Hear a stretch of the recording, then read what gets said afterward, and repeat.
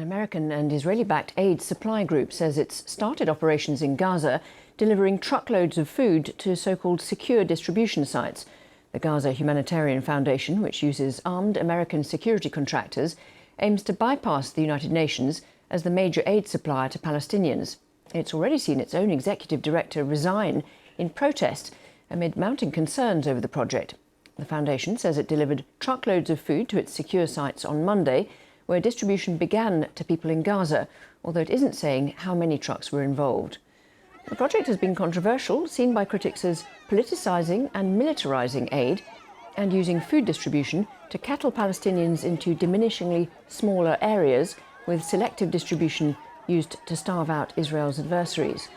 The foundation rejects the criticism, saying its operations conform to the humanitarian principle of neutrality. Let's go live now to our Middle East correspondent, Yulan Nell. And Yulan, this new aid operation is underway. Do we have any more information about how it's going?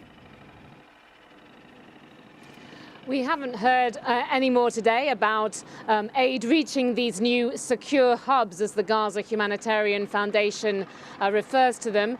There are 4. We're expecting initially 3 of them in the south of Gaza, 1 in the centre.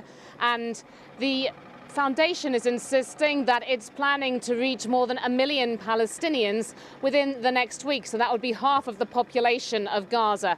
All that we saw so far in a couple of official photographs that were put out, the most I could count was about a dozen men, apparently Palestinian, carrying away boxes. And we saw also some lorries with boxes on them from a small US-based NGO that had been transported into the Gaza Strip.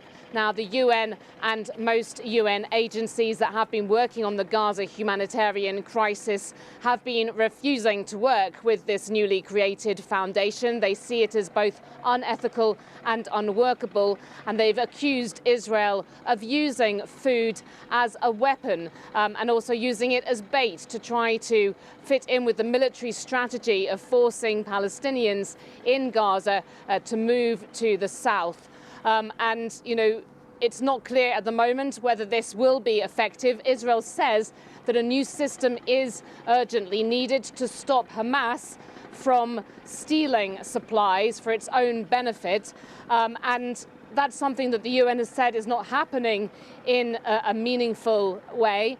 At the same time, we've been hearing from the UN's humanitarian office some figures suggesting that despite Israel's easing of the blockade, the total blockade imposed on Gaza for 11 weeks, saying this was to pressure Hamas, all we've seen in the past week or so of lorries being allowed to return back to Gaza is about 190 lorry loads, mainly of food, going in. And we're hearing, of course, that distribution is very difficult with people just so desperate on the ground.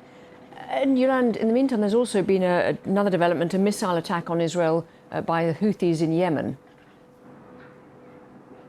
That's right. Sirens went off earlier today, and that's the 4th time in 5 days that that's happened. The Israeli military saying that it shot down a missile and another projectile that were launched separately from Yemen.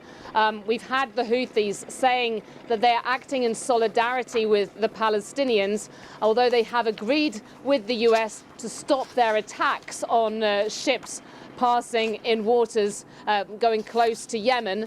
And, you know, Israel has acted, it's attacked Yemen repeatedly, but we have not seen these strikes stopping. It's 3 weeks ago that Israel hit the main airport in Sana'a, killing several people and damaging the airport. Yulan Nell, thank you very much indeed.